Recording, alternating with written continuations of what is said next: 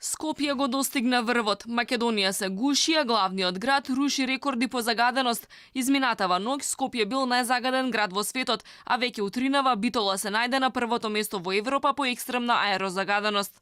Специјализираната интернет страница за следење на воздухот AirVisual измери индекс на загадување во Скопје од 430 еден час по полноќ. Мерењето го смести главниот град на врвот на листата, а веднаш зад него се најдоа Њу Делхи во Индија и Дака во Бангладеш. Уште еден град од Балканот, Приштина, се најде на петото место по загаденоста.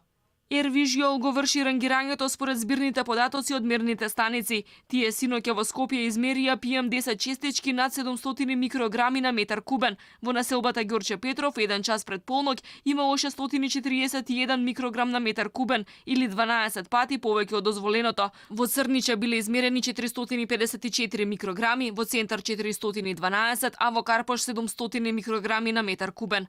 И покрај тоа што Скопје стана најзагаден град во светот, Министерството за животна средина излезе со мерки поради надминување на прагот на загадување во 2 последователни дена во Тетово, Струмица и Битола.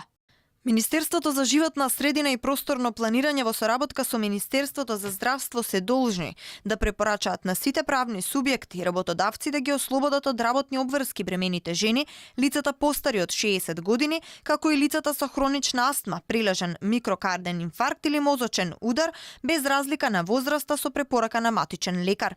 Да препорачаат на сите правни субјекти и работодавци да го реорганизираат работното време и лицата кои работат на отворено да работат од 11 часот до 17 часот. Да препорачаат да не се организираат спортски надпревари и други културни манифестации на отворено.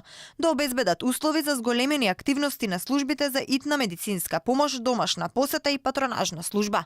Дополнително, владата треба да ги задолжи државните органи, институции, јавни предпријатија, агенции, фондови, бироа и општините да ја намалат за 50% употребата на службени возила и да ги ограничат градежните работи на објектите.